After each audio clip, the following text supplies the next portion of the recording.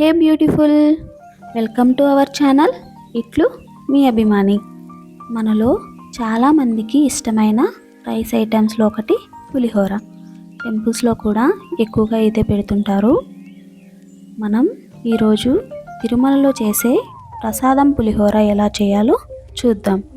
మీరు కూడా ఇదే కొలతలతో ఒకసారి ఇంట్లో ట్రై చేసి చూడండి. అలాగే మన ఛానల్ని తప్పకుండా సబ్స్క్రైబ్ చేసుకోండి. ముందుగా చింతపండుని ఒక బౌల్లోకి తీసుకొని వేడి నీళ్ళతో నానబెట్టుకుందాం.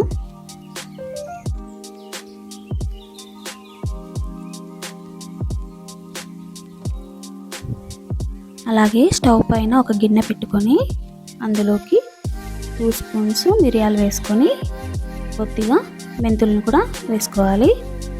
ఇది కొద్దిగా వేగిన తర్వాత అందులోకి జీరాని యాడ్ చేసుకొని వేయించుకొని పక్కకు తీసి పెట్టుకోవాలి. ఇప్పుడు కొద్దిగా ఆయిల్ వేసుకొని వేడి చేసుకోవాలి. ఇందులోకి జీడిపప్పులు వేసి దోరగా వేయించుకొని వాటిని పక్కకు తీసి పెట్టుకోవాలి.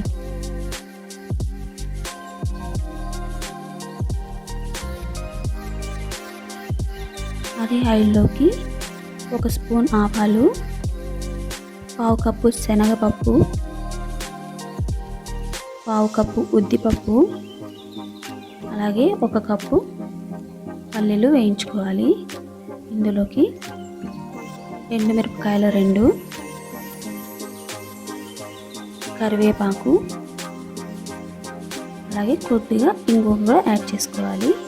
ఇందులోకి పసుపు వేసుకొని బాగా వేయించుకోవాలి.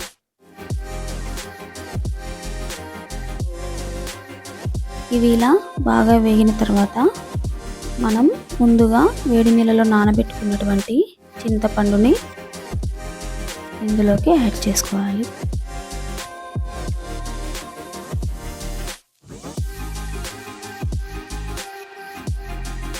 ఈ చింతపండుని మీడియం ఫ్లేమ్ మీద 15 నుండి 20 నిమిషాల వరకు బాగా ఉడికించుకోవాలి.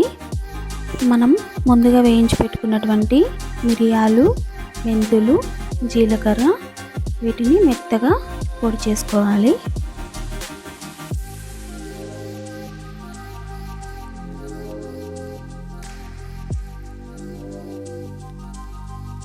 దీనిని చింతపండు జ్యూస్లోకి యాడ్ చేసుకోవాలి.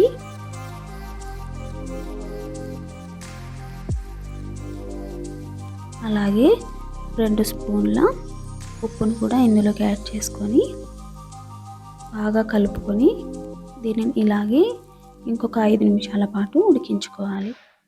అంతేనండి, మన చింతపండు పులుసు రెడీ అయిపోయింది.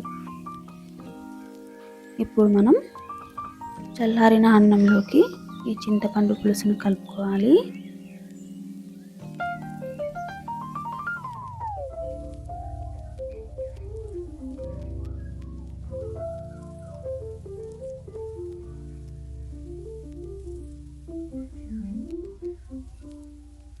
ఇప్పుడు ముందు వేయించి పెట్టుకున్నటువంటి జీడిపప్పుని అలాగే సన్నగా తరిగినటువంటి కొత్తిమీరను కూడా చల్లుకొని బాగా కలుపుకొని సర్వ్ చేసుకోవడమే.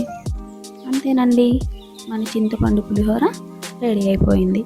అలాగే మన ఛానల్ ఇంతవరకు సబ్స్క్రైబ్ చేసుకోకపోతే please like, share and subscribe to ఇట్లు మీ అభిమాని. Thank you.